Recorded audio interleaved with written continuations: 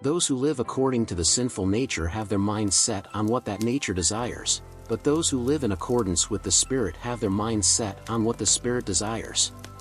The mind of sinful man is death, but the mind controlled by the Spirit is life and peace. Romans 8:5-9.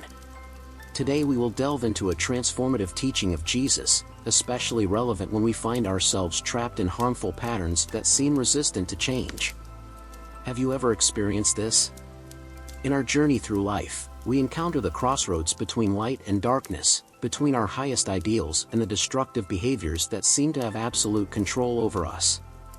But how can I free myself from the habits that I detest but continue to repeat, causing harm to those around me and to myself, thus affecting my well-being and happiness? Many of us have repetitive actions that we hate doing, but we don't know why we keep repeating them over and over. And we think the famous phrase, "It was unintentional, yet intended." Here we see in ourselves or in others how various situations affect us. Unintentionally we make others feel bad, unintentionally we ignore, unintentionally we become unbearable, unintentionally we eat, drink, or even work without any control or proportion, deteriorating ourselves and our relationships, and thus unintentionally we end up as puppets of unconsciousness, slaves of the unintentional. This unconsciousness that lives in our minds and manages us without us knowing it. Imagine the brain as a house with two very different rooms. In one room, the largest but darkest one, resides the unconscious, a vast warehouse of thoughts, emotions, and memories that operate without us hardly being aware of them.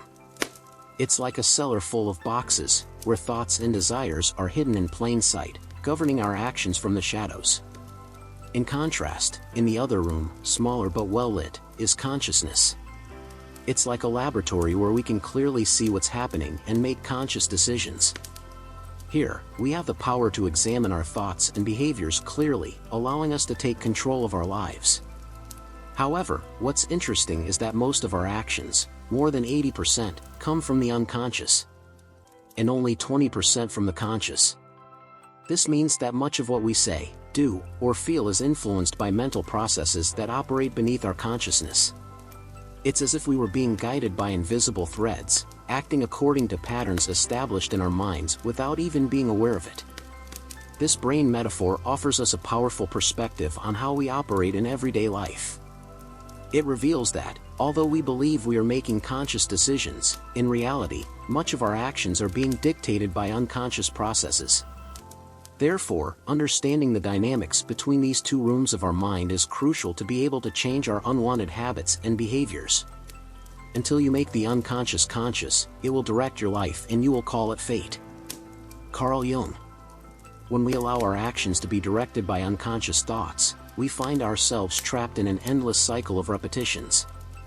This is a common reality. We walk in circles, repeating the same behavior patterns over and over again. Sometimes, we try to justify these repetitions by saying that it's fate that wants it that way, as if we were destined to live this way. But that idea only makes us feel a little better temporarily. It doesn't free us from continuing to repeat the same mistakes over and over again. Despite swearing that we will not be dominated by these unconscious thoughts, time and time again we find ourselves falling under their influence. However, we can break this vicious cycle by bringing those thoughts and actions from the darkness of the unconscious into the light of consciousness.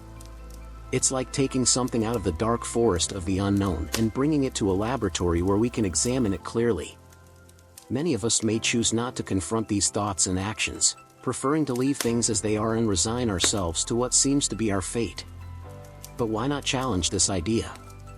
Why not recognize that we have the power to change our lives, instead of attributing everything to a predetermined fate? We accept the destiny of surviving with whatever comes from the cellar of the dark unconsciousness. It's as if we settle for not cutting our nails or not brushing our teeth, arguing that this is how we were born and nature is wise or God made us this way. But if we better reflect on this acceptance, wouldn't it be absurd to think that nature or God would want us to live this way?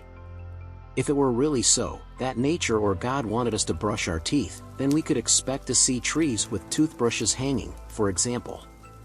It's essential that we question our resignation to what seems to be our destiny and recognize that we have the power and responsibility to change our lives. If we don't become aware of our subconscious, it will continue to dictate our actions, and we will continue to justify them as fate, thus limiting our personal growth and transformation. It's crucial that we are aware of the impact of our decisions on our lives and on those of others. We must seek an internal transformation that can only occur by living in accordance with the Holy Spirit, as Jesus teaches us. To overcome temptations and bad habits rooted in our being, we need to be filled with the Holy Spirit. This implies allowing the presence and power of God to guide our actions. When we let ourselves be guided by God's divine nature, we can overcome the negative and sinful impulses that often dominate us. We must not resign ourselves to being puppets of our unconsciousness. Through reflection, self-awareness, and the search for our divine inner power, we can begin to take control of our lives. We can learn to live consciously and deliberately, acting from the Spirit, and thus find the peace and happiness we so desire. Now the Lord is the Spirit, and where the Spirit of the Lord is, there is freedom. 2 Corinthians 3:17. When we allow the Holy Spirit to fill our hearts, we embark on a journey of transformation and freedom that transcends any earthly limit. This process requires deep introspection and a radical change of mindset. We open ourselves to divine guidance and allow God to shape our lives according to His will. By aligning ourselves with God's will, we experience a freedom that frees us from sin and empowers us to resist the temptations that bind us. We feel liberated from fear and anxiety, finding a supernatural peace that can only come from the constant presence of the Holy Spirit in our lives. Furthermore, this process allows us to love unconditionally, selflessly, and genuinely, pouring God's love into our hearts and freeing us from the selfishness that separates us from others. We commit to living according to God's will, finding a freedom that empowers us to lead a meaningful and fulfilling life, centered on glorifying God and fulfilling His purpose for our lives. In summary, the transformative presence of the Holy Spirit frees us from the chains of sin, fear, and selfishness, allowing us to live in an intimate relationship with God. It is only through His transforming power that we can experience true freedom and lead an abundant and fulfilling life.